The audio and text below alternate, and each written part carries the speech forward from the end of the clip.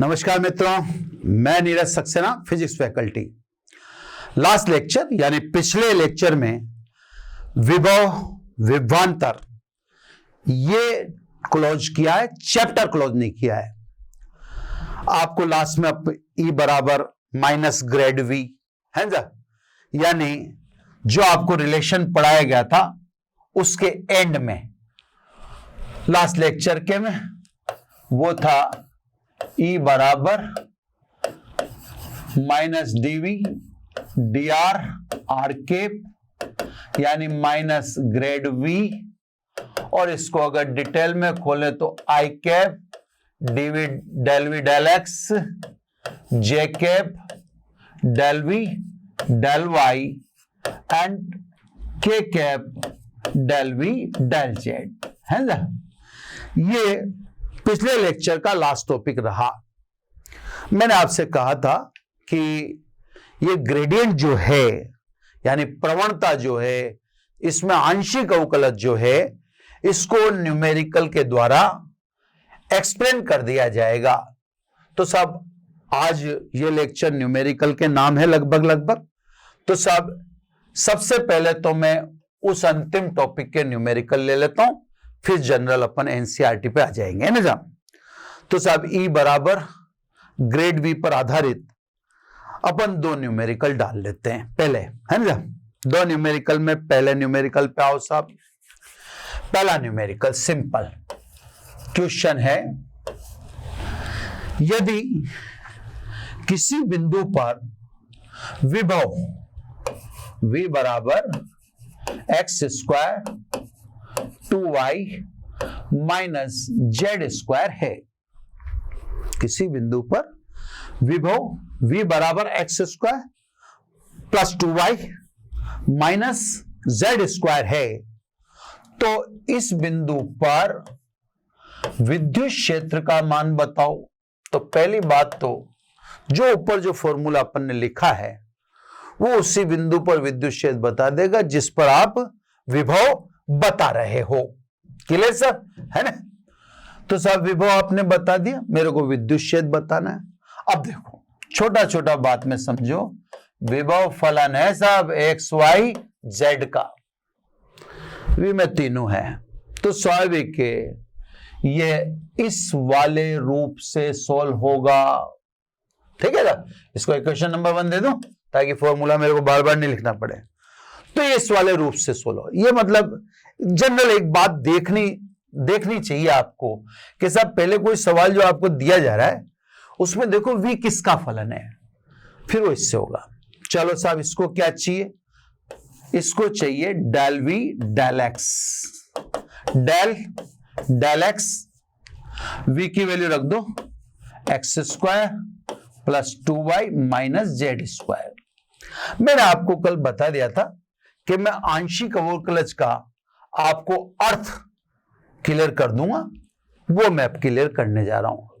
पूर्ण अवकलज और आंशिक अवकलज में अंतर है। पूर्ण अवकलज स्ट्रिक्ट नहीं होता आंशिक अवकलज की तरह, है ना। कैसे स्ट्रिक्ट नहीं होता उसको समझो। जैसे मान लो आंशिक अवकलज आप किसके रेस्पेक्ट में कर रहे हो, x के रेस्पेक्ट में, तो आंशिक अवकलज x के अलावा सभी को कांस्टेंट मानेगा। ऐसा पूर्ण अवकलज में नहीं होता है। अगर आप मैथमेटिक्स के स्टूडेंट हैं तो आप इस बात को समझ रहे होंगे, और आप बायोलॉजी के स्टूडेंट हो तो आप छोड़ो समझना ही, उसके चक्कर में ही मत पड़ो, है ना। फिर आप वही समझे जो मैं समझा रहा हूं। ठीक है। तो सब x के रेस्पेक्ट में कर रहे हैं तो x के अलावा सब कांस्टेंट है। x का x के रेस्पेक्ट में कितना 2x, बाकी y का 0, z का 0। ये सब आंशिक अवकलज का मीन समझ गए होंगे आप कि इसमें ये स्ट्रिक्टनेस है। अब आ जाइए del V del y del y, है ना। V की वैल्यू रखो x square 2y minus Z square. Again 3 बार समझाने का मौका मिल रहा है मुझे। अगेन आप अब किसके रेस्पेक्ट में कर रहे हैं आंशिक अवकलज, y के रेस्पेक्ट में, ये y के अलावा सभी को 0 मानेगा। जैसे मैंने ऊपर वाले में बताया था कि केवल इसने x का किया, बाकी 2y इसके लिए कांस्टेंट है, z इसके लिए कांस्टेंट है। ऐसे ही y के अलावा आपके जो भी अन्य होंगे, x को ये कांस्टेंट मानेगा, z को ये कांस्टेंट मानेगा। तो del X square del y, यानी एक्स स्क्वायर का differentiation with partial differentiation with respect to y 0, लेकिन 2y का, तो 2y का y के रेस्पेक्ट में 1 एंड z स्क्वायर का 0 है ना। तो आंशिक अवकलज को फिर दोबारा देखा आपने कि आप y के रेस्पेक्ट में कर रहे हैं, तो ये y के अलावा अदर को कांस्टेंट मानता है ना, केवल y को वेरिएबल मान के उसका डिफरेंशिएशन करता है। अब आ जाइए डेल v डेल z है ना, डेल z v की वैल्यू वही है x square plus 2y minus Z square, clear sir. Differentiation, partial differentiation करेंगे आप वापस। फिर मैं आपको चेताता हूं या फिर मैं आपको बताता हूं कि ये आंशिक अवकलज है। आप जेड के रेस्पेक्ट में कर रहे हैं तो ये एक्स और वाई को कांस्टेंट मानता है, एक्स को कांस्टेंट मानता है तो एक्स का 0, 2 तो कांस्टेंट है इसे, वाई का भी 0 माइनस जेड स्क्वायर का 2z, ठीक है ना। तो सब डेल डेल एक्स कितना आया 2x आया, डेल डेल वाई कितना आया 2 आया, और डेल डेल जेड कितना आया माइनस 2z आया, है ना। अब ये आपने सभी डिफरेंशिएशन या पार्शियल डिफरेंशिएशन कर लिए, पुट इन 1 बाय इक्वेशन 1, एक में डाल दो सब, ये सभी मान एक में डालो। E is equal to minus, ये माइनस लगेगा आगे ना, ऐसे समझो आप, ये ब्रैकेट में बंद कर दिया और यहां माइनस चिन्ह लगा दो आप, है ना, क्लियर। ये माइनस मैंने लगा ही दिया, वैल्यू पुट करो आई कैप, है ना, ये रहा I cap. Del B del X की वैल्यू पुट करो, कितनी है 2x, ठीक है। अब आ जाओ जे कैप, ठीक है, डेल बी डेल वाई की वैल्यू पुट करो 2। अब आ जाओ K cap, del B del Z की वैल्यू पुट करो -2z। फाइनल लिखो, या लिख देता हूं फाइनल, इसलिए E is equal to minus, चाहे तो अंदर ले जाओ चाहे तो बाहर पर अंदर ले जाओ, तो कितना हो गया -2x आई कैप, ये माइनस गया, ये माइनस अंदर ले जाओ तो -2j कैप, ये चला गया, और ये माइनस माइनस क्या हो जाएगा प्लस, तो क्या हो गया सब +2z के कैप। ये विद्युत क्षेत्र मात्रक लिख दो न्यूटन प्रति कूलम। तो सब जिस बिंदु पर विभव का मान v बराबर x square 2y minus Z square है, उस बिंदु पर विभव, उस बिंदु पर विद्युत क्षेत्र -2x आई cap -2j cap plus 2z के कैप होता है। यानी एक तो इस रिलेशन की एक खासियत है कि इसमें आप स्केलर यानी अदिश पुट करते हो और यह आपको सदिश देता है, यह भी एक इसकी खूबी है ना। तो सब एक तो ये बात होगी, एक न्यूमेरिकल तो ये ग्रेडियंट समझाने में गया। अब एक न्यूमेरिकल अलग से करवाना जरूरी होता है। क्यों होता है? क्योंकि अगर यही समझते रहे तो फिर आगे गड़बड़ हो सकती है, इसे एक न्यूमेरिकल और करवाना होता है। वो देखो क्या होता है। अब ये सब क्वेश्चन है, v is equal to 343 upon r, ये सब v और r का रिलेशन दे दिया।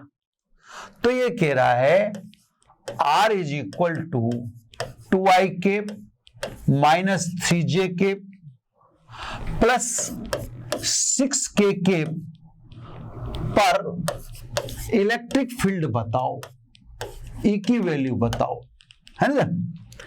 तो सब ये गजब की चीज हो जाती है ना।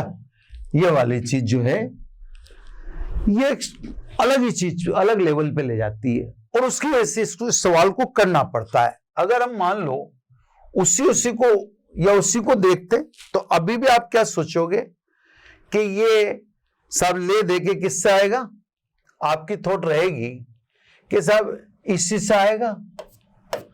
मैंने आपको पहले भी कहा था कि पहले ये देखना v किसका फलन है ना। अब आप देखो वहां पर v स्मॉल r का फलन है, v related to small r, या v रिलेटेड टू xyz। तो v रिलेटेड टू xyz है तो ठीक है, फिर यही लेना पड़ता है, क्लियर है ना। लेकिन अब यहां पर अगर देखें तो यहां मैं लिख देता हूं, मैं सब चलो वहीं लिखूं, नहीं तो फिर ठीक नहीं लगता भी ज्यादा है ना। वहीं लिख के दिखाता हूं मैं आपको। यहां v फलन है r का, इसलिए फॉर्मूला बेसिक वाला ही काम में लेना। बेसिक वाला मतलब जो हमेशा परमानेंट है। वास्तविकता तो यही है, रियलिटी तो यही है, सच तो यही है। वो तो ठीक है जहां v xyz का फलन हो जाता है तो वहां हमें गेयर चेंज करना पड़ता है ना। रियलिटी तो यही है, सत्यता तो यही है। तो पहले आप ट्रुथ पर फोकस रहो, आप सही चीज तो यही है ना। इसका हो सकता है मैंने इसके मतलब नहीं बोले हूं, मैं आपको इसका मतलब बोलता हूं। मैंने पिछले लेक्चर में एंड किया था और यहीं पे एंड करके छोड़ दिया था, तो इसका मतलब समझो। ये दो बातें बताता है। ये बताता है पहली बात कि विद्युत क्षेत्र विभव की ऋणात्मक प्रवणता के बराबर होता है। विद्युत क्षेत्र विभव की ऋणात्मक प्रवणता के बराबर होता है, तथा विद्युत क्षेत्र की दिशा विभव के घटते मान की ओर होती है। तो अब ये मेरी बात को आप सोचना, मनन करना, दोनों बातें एक्यूरेट है। तो ये रिलेशन ये भी बताता है, जो हो सकता है पिछले लेक्चर में जो एंड था, तो लेक्चर बढ़ने लग जाता है ना, तो फिर उसमें थोड़ी सी जल्दी करनी पड़ जाती है एंड में, क्योंकि आपको अगर 1.5-2 घंटे के अगर लेक्चर देने लग जाएंगे तो आप नींद भी आ जाएगी, आप पढ़ भी नहीं पाओगे इतना। तो हमें उस बाउंड्री को मेंटेन रखना पड़ता है। इसलिए कई बार क्या होता है कि कई चीजें उस जल्दबाजी की वजह से या टाइम बाउंडेशन की वजह से बोलने में नहीं आती, फिर भी हमें ध्यान रहता है ना। तो सब इसके दो अर्थ हैं। विद्युत क्षेत्र विभव की ऋणात्मक प्रवणता के बराबर होता है तथा विद्युत क्षेत्र की दिशा विभव के घटते मान की ओर होती है ना साहब। अब आ जाओ सब वापिस अपने, तो ये इससे होगा, रखो सब E = -d/dr, v की वैल्यू रख दो 343 r कैप, ठीक है। अवकलन करो E बराबर माइनस, इसका अवकलन करें सर, तो अवकलन करें तो 343 1/r का अवकलन -1/r² है ना। r कैप को क्या लिखें, ये सब वाला है ना, क्योंकि किसी सदिश में उसी के मान का यानी मैग्नीट्यूड का यानी परिमाण का भाग दें तो प्राप्त सदिश को इकाई से। दोबारा देख लें, ये 343 तो कांस्टेंट है, ये मैंने बाहर निकाल दिया। 1/r का अवकलन होता है -1/r², ये मैंने दिखा दिया अवकलन करके, ये दिखा दिया। और r कैप सदिश तथा उसका परिमाण, उसके अनुपात को एकांक सदिश कहते हैं, यानी स्वयं में स्वयं का भाग दे तो प्राप्त सदिश को एकांक कहते हैं। माइनस माइनस प्लस हो गया, तो सब E ये हो गया आपका 343, माइनस माइनस तो प्लस हो गया, ये r³ और ये r। अब इसमें वैल्यू पुट करनी है, सदिश r की तो डायरेक्ट ये है इससे आपके पास, ये रही है ना, ये तो दी गई है। परिमाण निकाल लेता हूं, फिर मैं पुट कर देता हूं, क्योंकि इसका परिमाण यानी r किसके बराबर साहब, i के गुणज का वर्ग, j के गुणज का वर्ग और k के गुणज का वर्ग का योग का वर्गमूल। चकनक 36 यानी 36 36, 39 और 2 2 4 है ना। तो 9 4 13, 13 और 36 49, रूट 49 का मतलब कितना हुआ 7। क्लियर साहब। अब वैल्यू पुट कर दो, तो ये वैल्यू पुट कर दे साहब, vector E is equal to 343, ये स्मॉल आर की वैल्यू आएगी 7 और सदिश R 2i cap minus 3j cap plus 6k cap. ठीक है ना, माइनस माइनस सब कंज्यूग है। 7 7 49 7 343, तो 7 का क्यूब 343 के बराबर तक कट गया। इसलिए इस बिंदु पर 2i cap minus 3j plus 6j cap पर विद्युत क्षेत्र का मान हुआ 2i cap minus 3j cap plus 6k cap newton पर कूलम। ठीक है ना। तो ये लास्ट लेक्चर था, उस पर बेस्ड न्यूमेरिकल ये ले लिए। ठीक है ना। अब मैं न्यूमेरिकल ले रहा हूं विभव विभवांतर के, एनसीईआरटी वाले। ये जरूर ध्यान रखना कि जो मैं न्यूमेरिकल ले रहा हूं वो एनसीईआरटी के ही हैं। ऑर्डर आगे पीछे हो सकता है क्योंकि book to book question number में थोड़ा वेरिएशन हो सकता है, लेकिन अपन एनसीईआरटी के ही अब विभव विभवांतर के न्यूमेरिकल ले रहे हैं। ठीक है।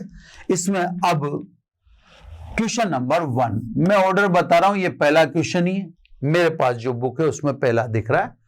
आप जो ये क्वेश्चन तो है क्योंकि ये एकेडमिक में 12th में आया हुआ न्यूमेरिकल भी है।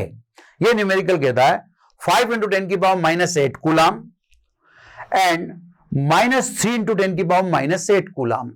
एक आवेश बताया इसने 5 × 10 की पावर -8 कूलम पॉजिटिव है। दूसरा आवेश बताया इसने -3 × 10 की पावर -8 कूलम, दूसरा आवेश नेगेटिव है।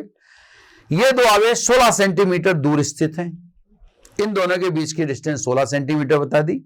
अब ये कह रहा है दोनों आवेशों को मिलाने वाली रेखा के किस बिंदु पर विद्युत विभव शून्य होगा। अनंत पर विभव शून्य मान लीजिए, तो हमारे सूत्र तो अनंत पर विभव को शून्य मानकर ही बने हुए हैं। यानी ये यूं कह रहा है आपने जो सूत्र बनाया आप उनका यूज कर लीजिए, तो करेंगे, इससे कोई दिक्कत वाली बात नहीं। दो आवेश हैं साहब, है ना। एक को A बोल दूं, Q1 5 × 10 की पावर -8 कूलम, ये B, यहां पर Q2 -3 × 10 की पावर -8 कूलम। इन दोनों के बीच की दूरी ये बता दी गई है 16 सेंटीमीटर। अब ये कह रहा है आवेशों को मिलाने वाली रेखा पर वह बिंदु बताइए जहां विभव शून्य हो। देखो पहले इसके 3 आंसर हो सकते हैं। पहले वो मैं कराऊंगा जो आपको एग्जाम में करना है, फिर मैं उसके अलावा एक और संभावना व्यक्त करूंगा, तीसरी संभावना में व्यक्त नहीं करूंगा, आपको निकालनी है ना। देखो सर, मान लीजिए मैंने बिंदु माना A से X दूरी पर, तो स्वाभाविक है B से दूरी कितनी होगी 16 - x। मैंने बिंदु P लिया, P लिया का मतलब ड्रिंक कर लिया नहीं, आप P लिया मतलब बिंदु का नाम P है, तो स्वाभाविक है उसकी A से दूरी x है, तो B से दूरी 16 - x होगी। इस बिंदु P पर विभव शून्य है। ठीक है ना। तो साहब ये वह बिंदु है जहां पर विभव शून्य है। P पर विभव के कारण कौन कौन है, एक तो Q1 के कारण विभव और एक Q2 के कारण। तो P पर विभव शून्य का मतलब A के कारण P पर विभव और B के कारण P पर विभव का योग शून्य होना चाहिए, क्योंकि विभव P पर और किसका होगा, A के कारण और B के कारण। ठीक है ना। A के कारण विभव बोलो K Q1 आवेश चिन्ह सहित रखना होगा, है ना, और आवेश से बिंदु की दूरी Q/R, तो आवेश से बिंदु की दूरी कितनी है x, ये तो साहब आपने VA निकाल दिया। अब VB की बात आओ, जिसके कारण वो आवेश Q2 उससे बिंदु की दूरी कितनी है 16 - x बराबर 0। अब इनको शिफ्ट कर दो, Q1 की वैल्यू रख दूं मैं 5 × 10⁻⁸ अपॉन x, इसको उधर शिफ्ट करूं K। अब देखो Q2 माइनस है, ये उधर जाएगा तो माइनस होगा, और ये माइनस माइनस क्या हो जाएगा प्लस, तो इसको मैं लिख दूं 3 × 10⁻⁸ 16 - x। यहां एक बार और समझ लेना, कंफ्यूज मत होना भाई, मैंने शिफ्ट किया है तो ये उधर जाता तो माइनस होता, Q2 का मान मैं रख रहा हूं तो वो भी माइनस है, तो माइनस माइनस क्या हो गया प्लस, है ना, तो मैंने माइनस चिन्ह लगा, इसका मतलब समझ जाओ कैसे क्या खत्म, ऊपर ये क्रॉस मल्टीप्लाई कर दें, या 10⁻⁸ से 10⁻⁸ खत्म, 16 - x 5 से मल्टीप्लाई होगा, ये 3 से क्रॉस मल्टीप्लाई करो साहब, क्रॉस मल्टीप्लाई में 3x, ये क्लियर, इसको इससे करें 16 × 5 = 80, 16 × 5 = 80 -5x है ना, पेन मेरे को थोड़ा सा ब्राइटनेस कम लग रही है, तो कितना आ गया ये @x = 80, यानी x = 10 सेंटीमीटर। तो साहब ये जो बिंदु है ये 10 सेंटीमीटर दूर होगा, किससे साहब x से, क्लियर, बिंदु को अपन बाहर भी ले सकते हैं, तो अगर मैं बिंदु बाहर लूं तो बिंदु बाहर लेने से क्या होगा उसको अपन देखते हैं ना, यस कंटिन्यू, है ना, बिंदु को अपन इन दोनों के मध्य न लेके बाहर भी ले सकते हैं। देखो अब ध्यान से देखिएगा आप, ये मैंने बिंदु, पेन चेंज कर लूं मैं, ये बिंदु मैंने B से ले लिया y दूरी पर बिंदु Q। अब बहुत ध्यान से समझना साहब, है ना, मैं कलर एकदम बिल्कुल अलग ले लेता हूं, ये साहब बिंदु x से ले लूं, चलो साहब इस बिंदु की दूरी मैंने x से ले ली y, है ना, यहां दिखा देता हूं, उधर थोड़ा सा गैप आ रहा है, वो आंसर तो आएगा ना उधर वाला ऊपर तो, है ना।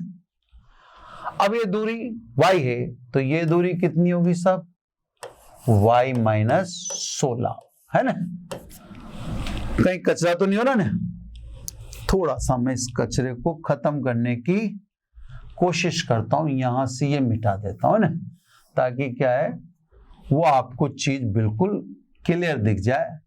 ये मैं इसका यहां पे लिख देता हूं, यहां पर, है ना, @x = 80, तो फिर वो कंटिन्यू हो गया। अब आ जाओ वापिस सवाल पे जुड़ के, ये सब मैंने बिंदु ले लिया A से y दूरी पर, पहले तो मैंने दोनों के बीच में लिया था, अब मैंने दोनों के बीच में नहीं लिया, बाहर ले लिया। अभी एक संभावना और है, मैं इधर भी ले सकता था, वो मैं नहीं कराऊंगा, वो आप करके देखना, है ना। अब A से ये दूरी y है तो B से ये दूरी कितनी होगी y - 16 होगी, क्योंकि ये 16 सेंटीमीटर है तो वो दूरी कितनी बची, फिर y में 16 घटा दो। अब देखो ये दूसरा मेथड, VQ, Q पर किस किस के कारण विभव, A के कारण और B के कारण 0 है, तो मान लीजिए Q पर विभव 0 है, जैसे अपन ने भी P पे माना था, है ना, Q पर विभव 0 है तो Q पर विभव किस किस के कारण, A के कारण और B के। अब A के कारण विभव बताओ, K Q1, और आवेश से बिंदु की दूरी कितनी लिख दूं y, प्लस K Q2, और आवेश से बिंदु की दूरी कितनी लिख दूं y - 16 = 0, K ये मैं लिख दिया 5 × 10⁻⁸ अपॉन y, क्लियर। अब इधर आ जाओ, इसको उधर शिफ्ट कर दूं, K वही मैंने आपको बताया था यहां पर कि माइनस से उधर जाएगा तो माइनस माइनस क्या हो जाएगा प्लस, तो यहां लिख दो 3 इंटू 10 की power minus 8 upon y minus 16। 10 की पावर माइनस 8 कैंसिल हो गया, k कैंसिल हो गया, क्रॉस मल्टीप्लाई करो, 3y is equal to 5y minus 80, यानी 2y इज इक्वल टू 80। इसको सोल्व करके देख लो, तो 2y इज इक्वल टू 80, यानी y is equal to 40 centimetre. तो साहब ए से 40 सेंटीमीटर दूरी पर भी विभव शून्य होगा, ए से 10 सेंटीमीटर दूरी पर मध्य में भी विभव शून्य होगा, और आप अगर इधर भी कोई बिंदु लें तो ले लें, कोई दिक्कत होने वाली नहीं है। आंसर आपका एक और आ जाएगा। तो आपसे अगर पूछे तो आप तो दोनों के बीच वाला बिंदु पे आंसर बताना, और चक्कर में आप मत पड़िएगा। लेकिन मैं बता रहा हूं कि एक आवेश के कारण विभव मध्य में भी शून्य हो सकता है, बाहर भी शून्य हो सकता है, और बाहर इधर भी शून्य हो सकता है। यानी इसके कितने आंसर हो सकते हैं? इसके 3 आंसर हो सकते हैं। ये क्वेश्चन नंबर 1 है ना। अब क्वेश्चन नंबर 2 ये कह रहा 10 सेंटीमीटर भुजा वाला एक समषटभुज जिसकी 6 भुजाएं होती हैं के प्रत्येक शीर्ष पर 5 माइक्रोकूलाम मान का आवेश रखा है, तो षटभुज के केंद्र पर विभव का मान बताइए, है ना। यहां पर सब षटभुज है, ये मैंने आपको बता दिया एनसीईआरटी का क्वेश्चन नंबर 2 है। ये क्वेश्चन है, बस सीधी सी बात है। अब कौन एनसीईआरटी का है तो एनसीईआरटी, ये समषटभुज है, थोड़ा बनाने में थोड़ी सी बात। ये सब सभी जगह सिमिलर आवेश रखें, क्यू क्यू क्यू, समषटभुज है, क्यू का मान, आवेश का मान इसने देखा है 5 माइक्रोकूलाम। तो सब यहां लिख देता हूं मैं, 5 माइक्रो का मतलब 10 की पावर माइनस 6 कूलाम। भुजा 10 सेंटीमीटर है, ये सारी 10 सेंटीमीटर 10 सेंटीमीटर 10 सेंटीमीटर 10 सेंटीमीटर और 10 सेंटीमीटर और 10 सेंटीमीटर।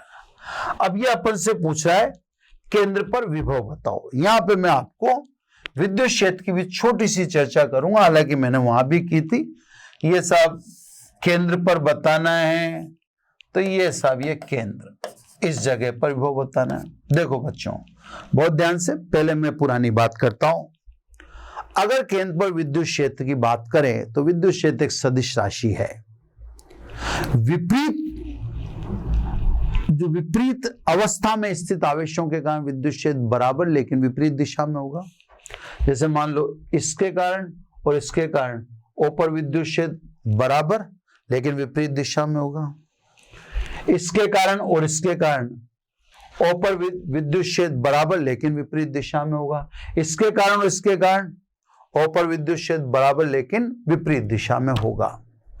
मतलब अगर बराबर विपरीत दिशा में, बराबर विपरीत दिशा में, तो परिणामी विद्युत क्षेत्र तो क्या बोल दोगे आप? 0। तो जब सिमेट्रिकल आकृतियां, मैंने बता रखा है कि आपको ऐसे कोई परवाह करने की जरूरत नहीं। ये तो रिवीजन या रिपीटेशन तो इसलिए करते हैं क्योंकि उस समय का पढ़ा आज आपको याद हो ये जरूरी नहीं है, और ये जरूरी नहीं है तो स्वाभाविक रूप से आपको दोबारा से वो चीज याद दिला दी जाती है। क्लियर? तो कहने का मतलब विद्युत क्षेत्र तो 0 होगा लेकिन विभव 0 नहीं होगा। तो ये आप अंतर समझिए किसका? वेक्टर और स्केलर का। अब विभव कहें तो सब ये दूरी कितनी है सब? r। अब ये दोनों पैरेलल हैं तो r बराबर कितना हो गया? 10 सेंटीमीटर। 10 सेंटीमीटर का मतलब 10 की पावर माइनस 1 मीटर। एक से पता पड़ गया समांतर चतुर्भुज, ये दोनों भुजाएं बराबर हैं, तो एक से केंद्र की दूरी 10 सेंटीमीटर है, तो प्रत्येक से केंद्र की दूरी 10 सेंटीमीटर है, यानी ये दूरी भी 10 सेंटीमीटर है, ये भी 10 सेंटीमीटर है, ये भी 10 सेंटीमीटर है। अब सब बिंदु O पर विभव पहले वाले के कारण KQ/R, दूसरे वाले के कारण के क्यू अपॉन आर, तीसरे वाले के कारण के क्यू अपॉन आर, चौथे वाले के लिए के, तो भैया सीधा सीधा है ना, कितनी बार के क्यू अपॉन आर, 6 बार के क्यू अपॉन आर, तो v बराबर 6 के क्यू अपॉन आर, यानी v इज इक्वल टू 6 के यानी 9 इंटू 10 की पावर 9 अपॉन आर, तो 6 के क्यू भी लिखना है, क्यू का मान कितना है 5 इंटू 10 की पावर -6 है ना, 1 मिनट फ्लो बिगड़ा, 6 लिख दिया, के की जगह 9 क्यू लिख दिया, आवेश है अपॉन आर 10 की पावर -1 है, मीटर में लिखा है 10 सेंटीमीटर, तो अगर मैं उसको मीटर में लिखेंगे 100 का भाग देंगे। अब देखो साहब v 6 पंजे 30, 9 तिया 27, 270 तो ये दिख रहा है सीधा सीधा है ना, 6 पंजे 30 और 3 9 तिया 27, ठीक है साहब। पावर देखें, ये माइनस के ऊपर की तो प्लस की 10 और माइनस की 6, तो प्लस की 4 ऐसे दिख रही है अपने को। एक बार और चेक कर लेता हूं, वैसे इसकी गारंटी नहीं है। 6 पंजे 30 और 9 270, ठीक है। इसके अलावा ये 10 के बाद -1 ऊपर गया तो प्लस हो गया, 10 में से 6 गया तो 4, यानी v इज इक्वल टू 2.7, 2 0 उधर सरका दें, 10 की पावर 6 वोल्ट है ना। अब देखो साहब ये क्या है, ये कमाल किसका है, इसके स्केलर होने का। अगर यहीं पे विद्युत क्षेत्र पूछा जाता तो वो मान क्या होता, वो मान 0 होता, और विभव पूछा गया तो ये मान। अगला क्वेश्चन 3 है ना, कुछ तो मौखिक होंगे तो मौखिक को मौखिक की तरह सरका दें कटाकट। तीसरा क्वेश्चन कह रहा है 3.6 सेंटीमीटर की दूरी पर व्यवस्थित 2 बिंदुओं ए व बी पर 2 आवेश 2 माइक्रोकूलम और -2 माइक्रोकूलम रखें। अब ये बिंदुओं के बीच की दूरी बता रहा है ए और बी है ना, ये 2 बिंदुओं के बीच की दूरी इसने कहा 6 सेंटीमीटर। चलो साहब ये दूरी अपन 6 सेंटीमीटर से व्यक्त कर देते हैं है ना।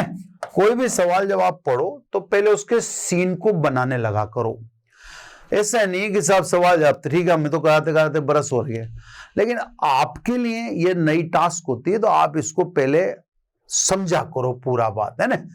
मेरे पास मैं क्या स्क्रीन के सामने उसी मेथड को नहीं पहले ऐसे करो वैसे करो वो नहीं ले सकता। मेरे सामने कैमरा है, मेरे सामने वो दिक्कत है कि मेरे को उसको क्लिक लेना पड़ेगा ना।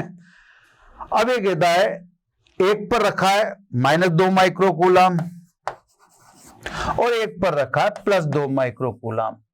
अब आप समझ गए होंगे ये कौन सा निकाय है, ये निकाय है विद्युत द्विध्रुव है ना।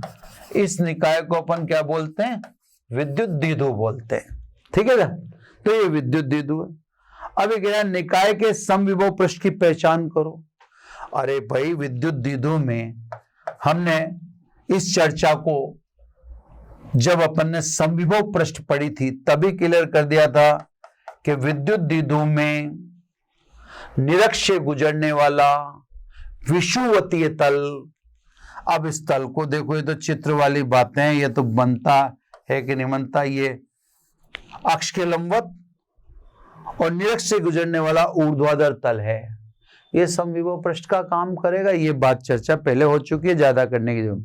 अब ये कह रहा है इस पृष्ठ के प्रत्येक बिंदु पर विद्युत क्षेत्र की दिशा क्या होगी, तो भैया निरक्ष पर विद्युत क्षेत्र की दिशा अक्ष के विरुद्ध, जैसे अक्ष के विरुद्ध, तो ये P की दिशा है माइनस से प्लस की हो, तो यहां दिशा किधर होगी -P। अगर इसको मैं P बोलूं तो ये तो अक्ष यानी द्विध्रुव आघूर्ण की दिशा आवेशों को मिलाने वाली रेखा की दिशा माइनस से प्लस की ओर होती है, ये P।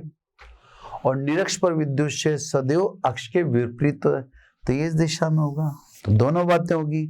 इसने पूछा कि जो मैंने बोला इसमें क्या नाम से समविभव पृष्ठ का कार्य कौन करेगा, तो समविभव पृष्ठ का कार्य करेगा विषुवतीय तल। और विषुवतीय तल पर इसने कहा विद्युत क्षेत्र की दिशा, तो विद्युत क्षेत्र की दिशा अक्ष के अनुदिश लेकिन अक्ष के विपरीत दिशा में है ना। ये अपन आप विद्युत क्षेत्र के समय भी देख सकते हो, ऐसी कोई खास बात नहीं है। एनसीईआरटी में नेक्स्ट न्यूमेरिकल आओ, न्यूमेरिकल नंबर 4। मैं हर एक को नहीं लूंगा साहब, है ना, ये बस शुरू के 1-2-4 माहौल बनाने के लिए लेने पड़ते हैं थोड़े बहुत, ताकि एकदम डायरेक्ट टफ ले लेंगे तो आप भी बोर हो जाओगे, आपको मजा नहीं आएगा ना, तो सब थोड़ा सा माहौल बन जाए इसने से लेते हैं। 14 क्वेश्चन है। 12 सेंटीमीटर त्रिज्या का गोलीय चालक है ना के पृष्ठ पर 1.6 इंटू 10⁻⁷ माइक्रोकूलाम आवेश समान रूप से वितरित है। गोले की त्रिज्या बता दी इसने 12 सेंटीमीटर, आर बराबर 12 सेंटीमीटर यानी 12 इंटू 10⁻⁻² मीटर। ये मात्रक चेंज करना तो आपको समझना ही पड़ेगा। इसकी पृष्ठ पर आवेश 1.6 इंटू 10⁻⁷ कूलाम, इसकी पृष्ठ पर आवेश 1.6 इंटू 10⁻⁷ कूलाम समान रूप से वितरित है। ठीक है साहब। अब ये कहता है गोले के अंदर, गोले के ठीक बाहर, गोले के केंद्र से 18 सेंटीमीटर दूरी पर किसी बिंदु पर विद्युत क्षेत्र क्या होगा। तो ये देखो विद्युत क्षेत्र का सवाल आ गया, विभव का तो सवाल है ही नहीं है। मैं इसलिए क्या करता हूं क्योंकि ये पढ़ते पढ़ते विद्युत क्षेत्र का सवाल है, अगर विभव भी पूछता तो मैं विभव बता देता, लेकिन विद्युत क्षेत्र पूछा है तो अपन विद्युत क्षेत्र के सवाल पहले कर चुके, इसलिए अपन यहाँ फंसे नहीं। मैं आपको बस सीधा सीधा बताता हूं। गोला है तो गोले में बाहर विद्युत क्षेत्र के Q अपॉन R² है ना, R ये दे ही रहा है। ये इसने सबसे पहले आपसे पूछा गोले के अंदर, तो जिस मैं भी सभी लिख देता हूं, सतह पर E surface is equal to Q upon R², और जो दो गोले हैं, दो गोलों में ये कौन सा चालक गोला बोल रहा है ना, तो चालक गोला है तो चालक गोले के अंदर तो विद्युत क्षेत्र 0 होता है ना, गोलीय चालक बोला तो अंदर विद्युत क्षेत्र 0, सतह पर विद्युत क्षेत्र सबसे अधिक Q अपॉन R², और बाहर या 18 सेंटीमीटर सतह के लिए तो यही रखोगे आप R, पर बाहर में R इज इक्वल टू। इसको एंटरटेन नहीं करूंगा मैं क्योंकि ये न्यूमेरिकल विद्युत क्षेत्र से संबंधित है। चलो सब, अब आ जाता हूं मैं एडिशनल एक्सरसाइज में। ये इसमें सब एक क्वेश्चन नंबर 12 है ना, अच्छा क्वेश्चन है, क्वेश्चन नंबर 12 है क्या, क्वेश्चन नंबर 12 है ना। अब एडिशनल एक्सरसाइज के कर रहे हैं, एडिशनल एक्सरसाइज के सभी न्यूमेरिकल लेना जरूरी नहीं है, जो अपने को लगता है दमदार है उसकी अपन बात करेंगे ना। ये कह रहा है मूल बिंदु पर 8 मिली कूलाम का आवेश स्थित है। चलो मूल बिंदु बनाते हैं पहले, न्यूमेरिकल अच्छा है सर, इसने लेना है ना।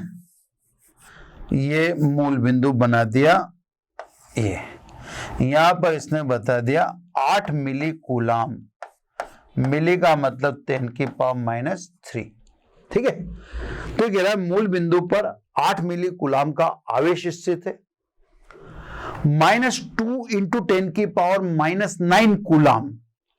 अब एक आवेश बोल रहा है, ये क्या मतलब है इसको अभी देखते हैं अपन। अब उसको क्यों लिख दिया तो इसको Q0 लिख देता हूं, -2 इंटू 10⁻�9 कूलाम। एक बार और देख लेता हूं, -2 इंटू 10⁻⁻, बिल्कुल सही है ना।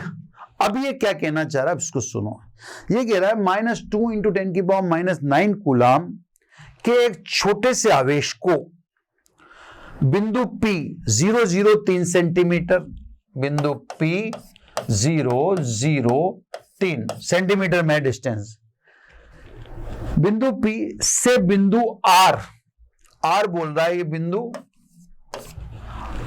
069 बिंदु R से होकर बिंदु Q, मैं अभी सब समझाऊंगा साहब है ना।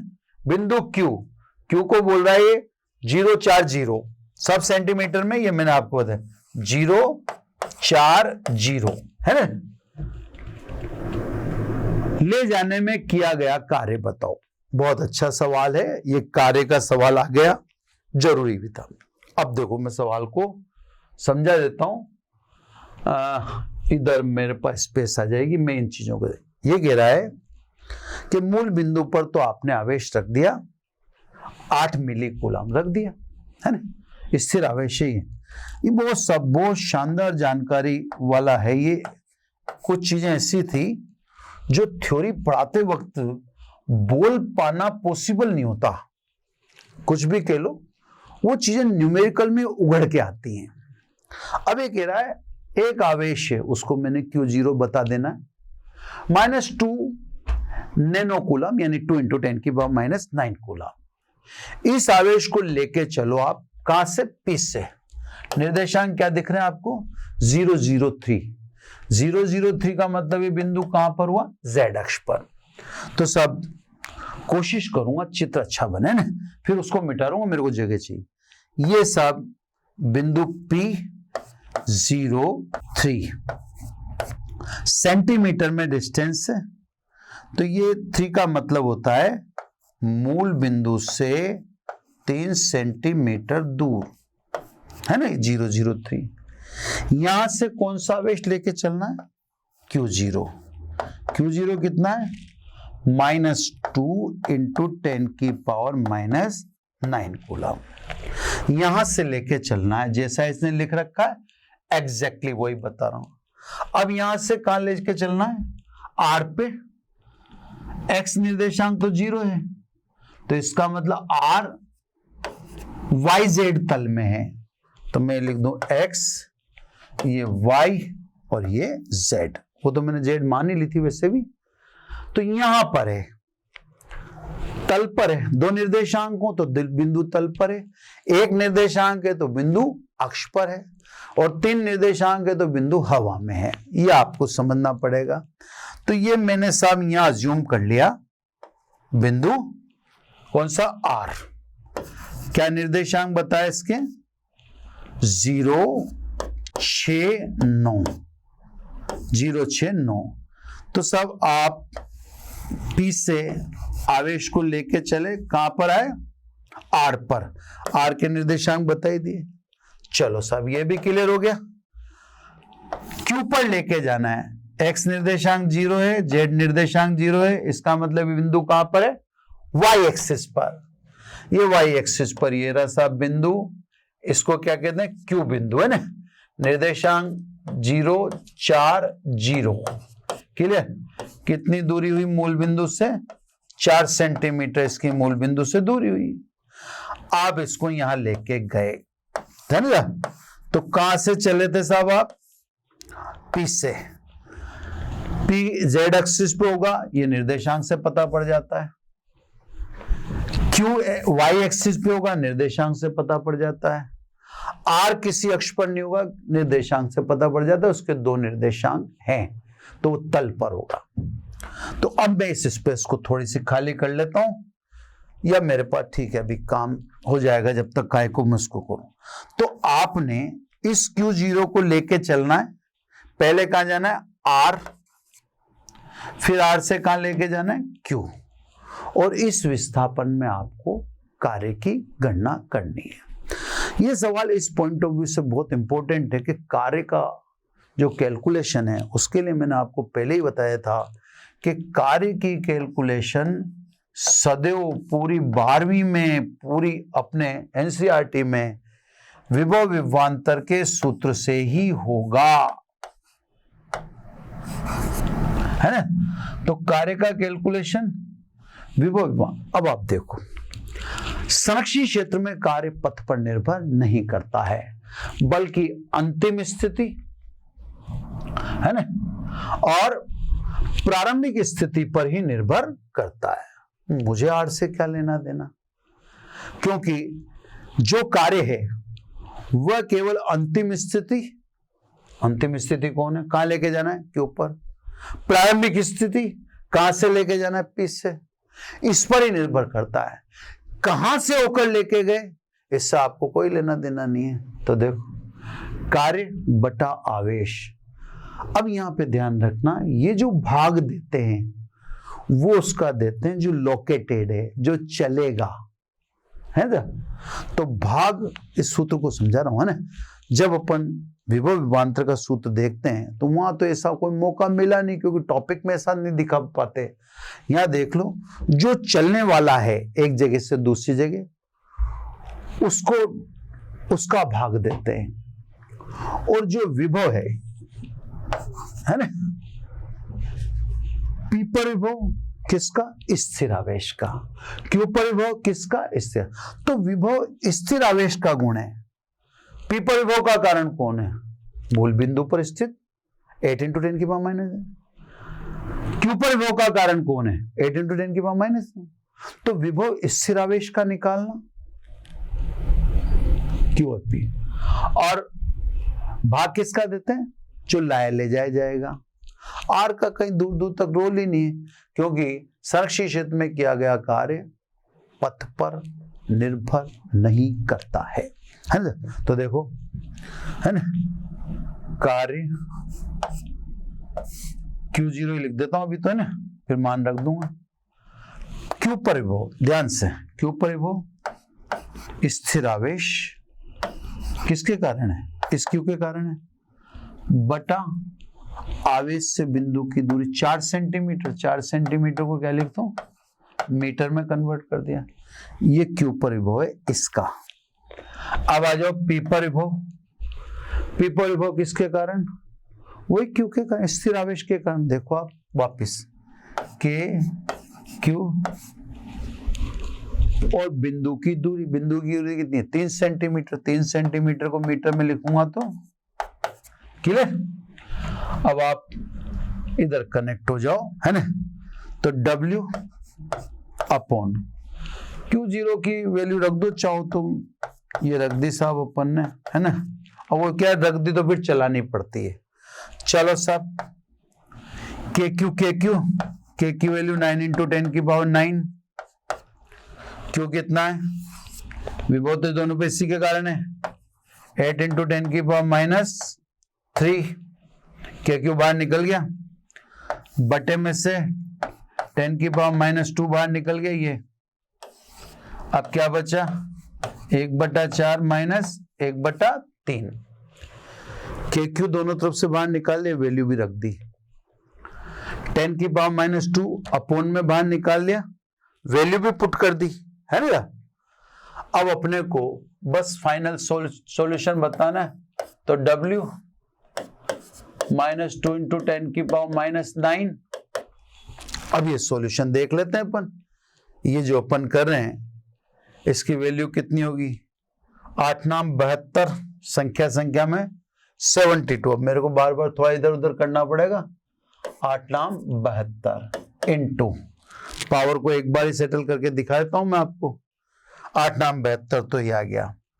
10 की पावर ये -2 ऊपर जाएगी, प्लस तो प्लस की 11, माइनस की 3, तो प्लस की 8 हुई।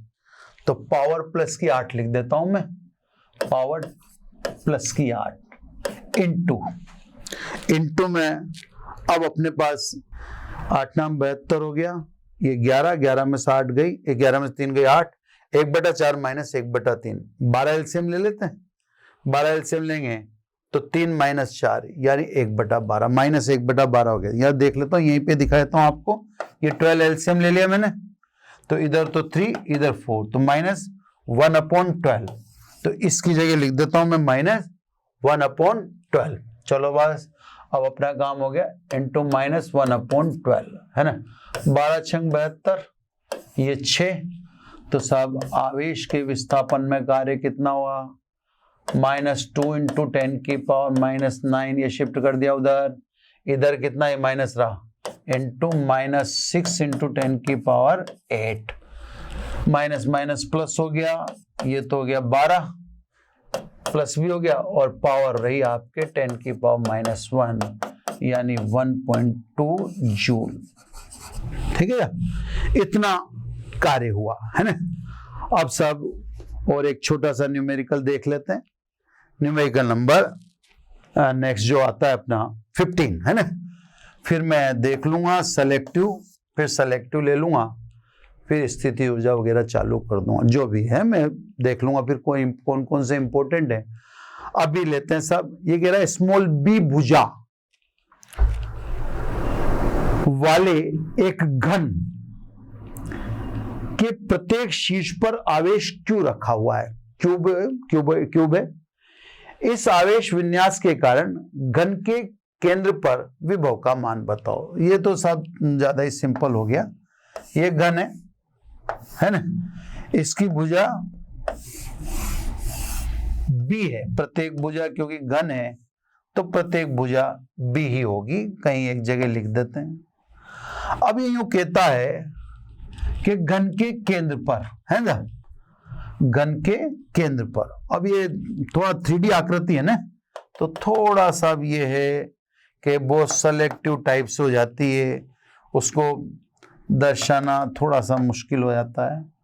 अब ये सब ये आर आर आर सभी 1 2 3 4 5 6 7 8 घन में 8 कॉर्नर होते हैं, ये 4 ऊपर 4 नीचे।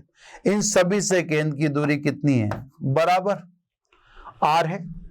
अगेन मैं अगर आपसे कह दूं कि अगर आपसे पूछे केंद्र पर विद्युत क्षेत्र कितना होगा, तो साहब केंद्र की सभी आवेशों से दूरी बराबर है और सभी आवेशों के कारण केंद्र पर विद्युत क्षेत्र बराबर लेकिन विपरीत दिशा में होगा क्योंकि सदिश राशि है। तो साहब केंद्र पर तो विद्युत क्षेत्र तो 0 होगा, लेकिन विभव तो KQ/R का 8 गुना होगा। इसके कारण KQ/R, इसके कारण KQ/R, तो 8 बार जोड़ना पड़ेगा।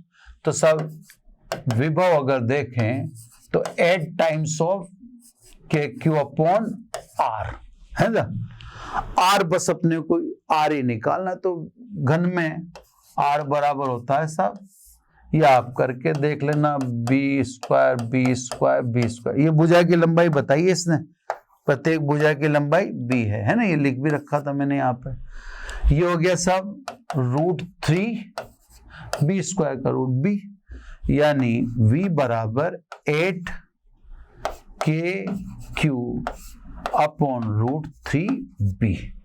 तो सब ये सीधा सा जवाब था इसका, इसने इसको ज्यादा लेंथ में अपन ने लिया नहीं है ना। ये आंसर है, √3 भी दूरी लिख दी, 8 गुना होगा। अब सब कोई अगर छोटा क्वेश्चन है तो मैं देखता हूं कोई शॉर्ट में क्वेश्चन हो तो अरे इसमें डाल देता हूं एपिसोड में, नहीं तो फिर देखेंगे और कोई क्वेश्चन होगा तो ना। तो फिलहाल जो ये क्वेश्चन है ये अपन ने देख लिए हैं। अब इनके अलावा कोई अपने को महत्वपूर्ण दिखेगा तो वो फिर अपन और ले लेंगे क्वेश्चन, मैं बैंक चेक कर लूंगा, नहीं तो ये सफिशिएंट है ना। अगर फिर इक्का दुक्का बचे भी सही तो अपन अलग से डाल लेंगे ना। तो आज इतना ही, थैंक यू वेरी मच। आशा करता हूं हमारे टॉप एजुकेटर का यह लेक्चर आपको पसंद आया होगा। अगर पसंद आया है तो वीडियो को लाइक करिए, चैनल को सब्सक्राइब करिए और शेयर भी करिए, क्योंकि ज्ञान बांटने से बढ़ता है और सही बताऊं तो पुण्य भी मिलता है। मुझे सुनने के लिए बहुत बहुत धन्यवाद। Thank you.